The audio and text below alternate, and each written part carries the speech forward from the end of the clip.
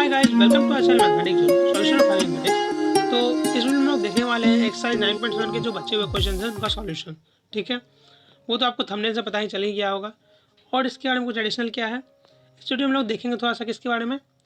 जो perseverance rover था उसने और एडिशनल क्या अचीवमेंट हासिल किया वहाँ पर मार्स पर, उसके बारे में थोड़ा सा जानेंगे। ठीक है, ये है इंजेन्युइटी हेलीकॉप्टर। सर ये क्या है?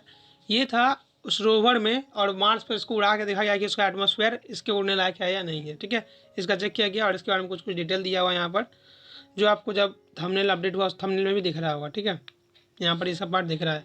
यही आपका क्यूरियोसिटी रोवर में जो इंजेन्युइटी हेलीकॉप्टर था जो मार्स पर उड़ा हुआ था। ठीक है, ये थोड़ा सा मतलब जो मार्स रिलेटेड था मिशन उसके बारे में बता दिया मैंने। और एक वीडियो है सेपरेटेड जो लास्ट में आपको मिलेगा, 2 मिनट का वीडियो है। ठीक है, वहाँ पर आप लोग देख लेना। यहाँ पर इसका स्टार्टिंग देखो यहाँ से है, तो यहाँ पर इतना टाइम वेस्ट नहीं करते हैं। जिनके पास भी टाइम है लास्ट में आप लोग जाके देख लेना कि कैसे ये चीज़ हुआ था। ठीक है, इसका एनिमेशन दिया हुआ है, वहाँ क्या हुआ उसके बारे में नहीं पता, लेकिन उसका एनिमेशन दिया हुआ है। ठीक है, चलो बढ़ते हैं आगे, सॉल्व करेंगे। कौन कौन सा क्वेश्चन देख लेते हैं। तो चलो देखो 6, 7, 8, 9, 10 और 11 सॉल्व करने वाले हैं। ठीक है, तो अगर वीडियो अच्छा लगे तो लाइक ज़रूर कीजिएगा, सब्सक्राइब कर चैनल पर नए हैं और शेयर जरूर कीजिएगा अपने फ्रेंड्स के साथ। ठीक है, चलो शुरू करते हैं क्वेश्चन नंबर 6 से। तो जैसा कि हम लोग को पता है क्वेश्चन नंबर 6 में क्या दिया हुआ है, ये सीरीज दिया हुआ है। और हमको क्या करना है, सबसे पहली बात जो यहाँ पर ये वाला जो पार्ट है, ये वाले पार्ट में हम लोग क्या कर सकते हैं, -1 ये किसके लिए हो जाएगा, ये ऑल्टरनेशन के लिए यूज हो जाएगा। ये बात हम कैसे प्रूव कर सकते हैं, जैसे -1 कलर चेंज करते पेन का बताते हैं। देखो जैसे 1 हुआ, -1/2 हुआ, +1/3 हुआ, -1/4 हुआ, तो इसमें क्या आ जाएगा, -1 ऑल्टरनेशन आ रहा है, -1 मतलब अगर n का वैल्यू क्या है 1 है तो क्या आ जाएगा पॉजिटिव होगा, n का वैल्यू 2 है तो क्या आ जाएगा नेगेटिव हो जाएगा। ये ऑल्टरनेशन के लिए हमेशा यूज होता है, इसीलिए हम लोग क्या करते हैं un में जो होता है ये वाले टर्म को इंक्लूड नहीं करते हैं। ये बात समझ में आ गया आपको, ये इंक्लूड नहीं करती ये वाला टर्म को। क्लियर है? चलो इसको इरेज करते हैं और बढ़ते हैं हम लोग क्या आगे। तो देखो यहाँ पर ये वाला टर्म हमारे पास है, तो इसको हम लोग क्या करेंगे, हमेशा छोड़ के चलेंगे। समझ में आ रहा होगा बात। हम लोग क्या लेंगे 1/n², 1/n² को आपको सॉल्व करना आसानी से आता ही होगा। उससे सबसे पहले हम क्या करेंगे, 2 कंडीशन फॉलो करेंगे। हमारा 2 कंडीशन क्या क्या था आप लोग थोड़ा सा बताइएगा मुझे। अगर आप लोग पहले ही वीडियो देख रहे हैं तो इससे पहले एक वीडियो आ चुका है, सबसे पहला यही वीडियो देख रहे हैं तो इससे पहले एक वीडियो आ चुका है इससे रिलेटेड, तो वहाँ जाइए, वहाँ थियरी भी बताया गया अच्छा से, और अप्रोच भी बताया गया कि कैसे कोई क्वेश्चन को सॉल्व कीजिएगा। ठीक है, यहाँ हम 1-2 बातें कर लेते हैं जो रिलेटेड है।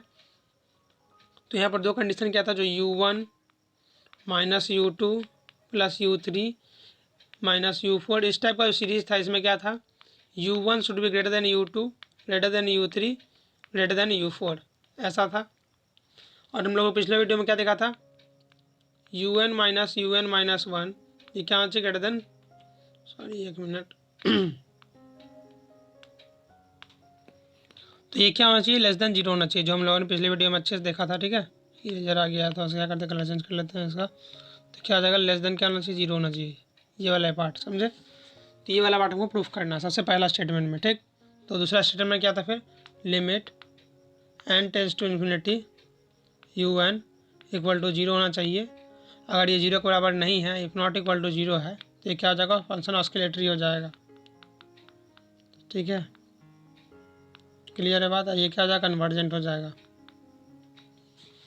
क्लियर है, ये दोनों थ्योरी हम लोगों ने पढ़ लिया, दोनों अप्रोच। ठीक है, तो चलो क्वेश्चन हम सॉल्व करते हैं। सबसे पहले क्या करते हैं, इसका nth टर्म लिखते हैं।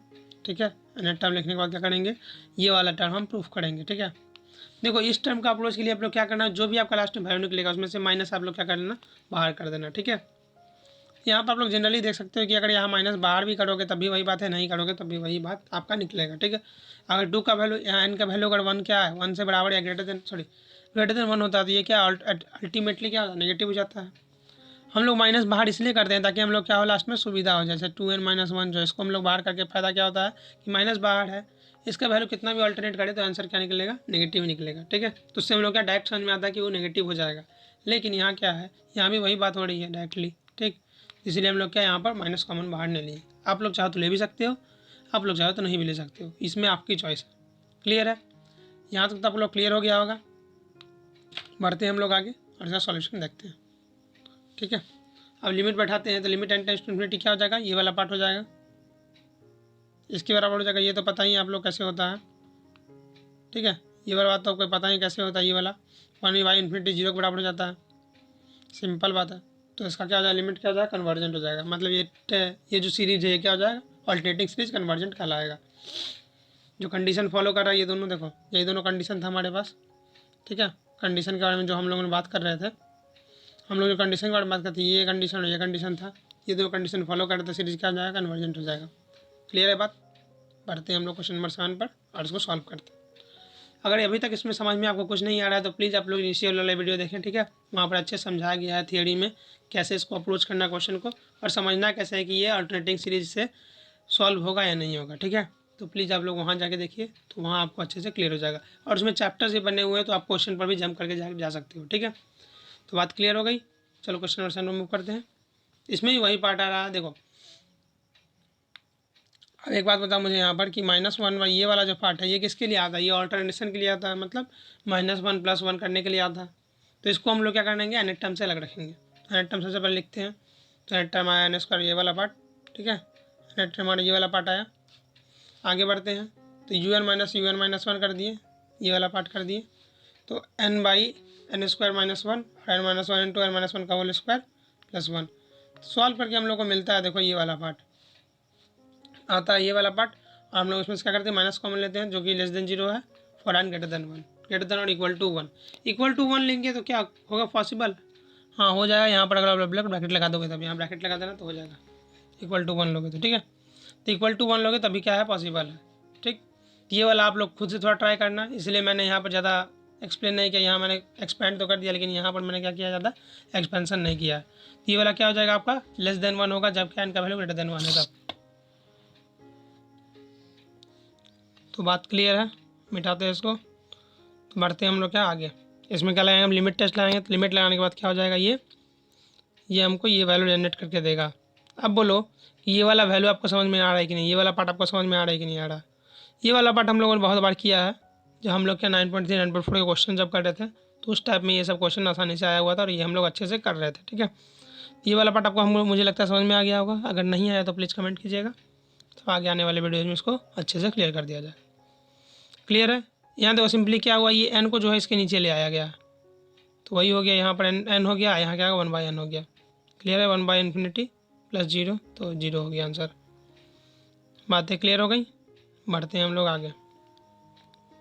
ये दोनों कंडीशन फॉलो कर रहा है, ये वाला दोनों कंडीशन फॉलो कर रहा है, इसीलिए क्या हो रहा है, ये सीरीज क्या होगा, कन्वर्जेंट हो जाएगा। क्लियर है। क्वेश्चन नंबर 8 पर मूव करते हैं। ये रहा क्वेश्चन नंबर 8। अब इसमें बताइए आप लोग खुद थोड़ा सॉल्यूशन कीजिए, ये होगा या नहीं होगा आंसर में। तो पहला टाइम इसमें क्या होगा, नेगेटिव होगा या पॉजिटिव होगा, उससे हम लोग क्या कोई फ़र्क पड़ता है, यहाँ पर नहीं। फ़र्क किससे पड़ता है, हम लोग का nth टर्म से पड़ता है और उसका n-1 टर्म से, ठीक है। क्योंकि हम लोग को निकालना क्या है, un-1 ये निकालना है। तो फ़र्क हमको किससे पड़ता है, nth टर्म से पड़ता है, ठीक, और उसका पिछले वाला टर्म से पड़ता है। बस जो निकालना वो हम लोग क्या करते हैं, निकाल लेते हैं आसानी से। nth टर्म लिखते हैं, ये किए, निकला हमारे पास ये वाला पार्ट, ये वाला पार्ट जो कि <0 है फॉर n > 2। n का वैल्यू > 2 लेंगे तो क्या हो जाएगा, 0 से < होगा। क्या 0 के < होगा, कैसे बताइए आप लोग। अगर n = हम लोग यहाँ पर 2 लेते हैं, अगर n = हम लोग यहाँ पर 2 लेते हैं, तो ये वाला पार्ट 0 से कैसे होगा, 2 - 2 फैक्टोरियल = क्या, 0 फैक्टोरियल। और 0 फैक्टोरियल का वैल्यू क्या होता है, 0 होता है या 1 होता है, 0 और 1 किसके बराबर होता है बताइए मुझे आप लोग। 0 फैक्टोरियल का जो वैल्यू होता है वो क्या होता है, 0 के बराबर होता है या 1 के बराबर होता है। अगर जो बोल रहे हैं 1 के बराबर होता है तो वो पूरी सही है, लेकिन जो 0 के बराबर होता है वो गलत है, ठीक है। क्योंकि 0 फैक्टोरियल का वैल्यू क्या होता है, 1 के बराबर होता है। यहाँ 1 लिखेंगे तो -1/1 = -1 जो कि <0 है। तो इसका मतलब क्या है, फॉर n = 2 में क्या होता है हमारे पास, वैल्यू <0 आता है। तो हम लोग क्या कर सकते हैं, n > 2 ले सकते हैं, कोई दिक्कत वाली बात नहीं है। अब लिमिट बैठाते हैं, तो लिमिट बैठने के बाद क्या होता है, ये वाला पार्ट आ जाता है। अब बोलोगे सर आप लोग कि सर ये n फैक्टोरियल तो बहुत लंबा तक टूटता है, सही बात है। तो इन्फिनिटी बैठाओगे तो सर क्या उसमें दिक्कत नहीं आएगी, इन्फिनिटी मतलब इन्फिनिटी बहुत बार मल्टीप्लाई होगा।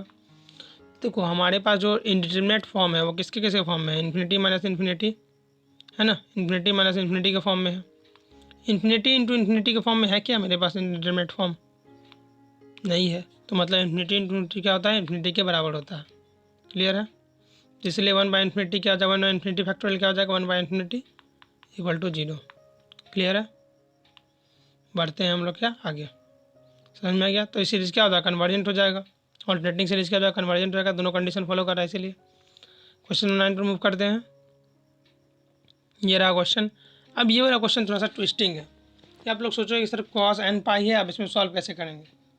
तो यहाँ पर आप लोग ध्यान दोगे तो यहाँ पर जो कॉस एन पाई जो दिया हुआ आप लोगों के पास, ठीक है, ये वाला जो पार्ट आपके पास दिया हुआ है ये कुछ स्पेशल टर्म्स है, स्पेशल कंडीशन के अनुसार दिया हुआ है। ठीक है, ये क्यों दिया हुआ है मुझे बताओ। अगर आप लोग कॉस का ग्राफ अगर ऑब्जर्व करते हो ठीक से, ठीक है, तो यहाँ पर क्या होता है, अगर वैल्यू 1 के बराबर होता है आगे 1 ऐसे जाता है। ठीक है, तो यहाँ पाई पाई पर वैल्यू क्या होता है इसका, -1 के बराबर हो जाता है। ठीक, वहीं 2 पाई पर वैल्यू क्या होता है, 1 के बराबर हो जाता है। मतलब ये पाई से 2 पाई में कन्वर्ट होता है तो वैल्यू क्या होता है, -1 से 1 को चेंज हो जाता है। तो सर इससे हमारा क्या फ़ायदा, इससे यही फ़ायदा है हमारा कि यहाँ अगर n का वैल्यू हम यहाँ पर चेंज करेंगे तो कॉस एन पाई पहला n का वैल्यू के लिए 1 पाई के लिए क्या देगा, -1 देगा। 2 पाई के लिए क्या देगा, यहाँ पर +1 देगा। मतलब ये क्या है, ये ऑल्टरनेशन का काम यहाँ पर करेगा। ऑल्टरनेशन मतलब सर, मतलब जो हम लोग पॉजिटिव नेगेटिव ऑल्टरनेटिंग टर्म में देख रहे थे, जैसा कि हमारा सीरीज का देखो हम लोगों ने जब पढ़ा है अभी तक, यहाँ पर क्या पढ़ा है कि u1 - u2 प्लस u3, एक मिनट रुक जाओ यहाँ थोड़ा सा गलत हो गया। ठीक है, u1 - u2 plus u3 minus u4, इस टाइप का जो टर्म होता है वो क्या होता है, ऑल्टरनेटिंग सीरीज होता है। क्लियर है? तो हमारे पास अगर कॉस एन पाई नहीं रहेगा तो वो क्या इस टर्म में इवेलुएट हो पाएगा, 1/n² + 1 इवेलुएट हो पाएगा ऐसा टर्म में, नहीं हो पाएगा। तो कॉस एन पाई का काम क्या है, यहाँ पर प्लस और माइनस से लाने का। ठीक है, तो वो हमारे एन टर्म में वो बिलोंग नहीं करेगा। क्लियर है?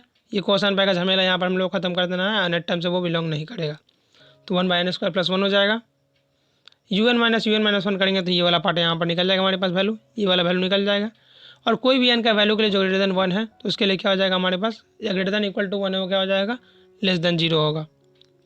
ठीक, फिर हम लोग लिमिट का वैल्यू बैठाएंगे और हमारा आंसर क्या निकल जाएगा। देखो सोचने में दिक्कत कहाँ आ रही होगी, सोचने में दिक्कत आ रही है ये वाला पार्ट में, कॉस एन पाई वाला। अगर ये वाला पार्ट आप लोग ठीक से समझ जाओगे तो उसमें कोई दिक्कत वाली बात नहीं है। ठीक है, बढ़ते हैं हम लोग आगे नेक्स्ट क्वेश्चन पर। कन्वर्जेंट है क्वेश्चन नंबर 10। अब ये वाला सीरीज का आप लोग थोड़ा सा खुद कहानी बताओ, समीकरण बताओ। इसका नेट टर्म क्या होगा, क्या इसका नेट टर्म में कोई रेस्ट्रिक्शन होगा, मुझे तो नहीं लगता। ठीक है, तो अगर इसको हम लोग सॉल्व करेंगे un - un - 1 तो निकलेगा क्या हमारे पास वैल्यू, ये वाला पार्ट निकलता है। ठीक है, ये वाला पार्ट निकल रहा है। अगर हम n का वैल्यू मान लो, n का वैल्यू जो भी है, x का वैल्यू 0 से 1 के बीच में रखते हैं तो ये वाला पार्ट क्या पॉजिटिव आएगा, और बाहर हमने माइनस निकाला है। तो अगर 0 से 1 के बीच में x का वैल्यू है तो ये वाला पार्ट हमेशा क्या होगा, नेगेटिव होगा। नेगेटिव होगा मतलब <0। ये बात समझ में आ रही होगी। ये वाला पार्ट हमारा 0 हो गया, मतलब एक कंडीशन क्या होगा, सेटिस्फाइड हो गया, पहला कंडीशन फुलफिल। अब दूसरा कंडीशन के लिए हम लोग क्या करेंगे, लिमिट में बैठा के देखेंगे। तो सर लिमिट में बैठा के देखते हैं और वैल्यू हमारा क्या होता है वो भी देख लेते हैं। क्लियर है बातें? सबसे पहले पेन चूज करते हैं और भगाते हैं इसको आगे। अब बैठा है हम लोगों ने लिमिट में, अब आया ये वाला पार्ट। ठीक है, ये वाला पार्ट काफ़ी इंटरेस्टिंग पार्ट है। अगर ये वाला पार्ट हो सकता है किसी लोगों को समझ में नहीं आया होगा, यहाँ से यहाँ तक आने की प्रक्रिया तो आसानी से समझ में आ गई होगी कि x⁴n को क्या करनी है, हम दोनों ऊपर नीचे डिवाइड कर दिया हम लोगों ने।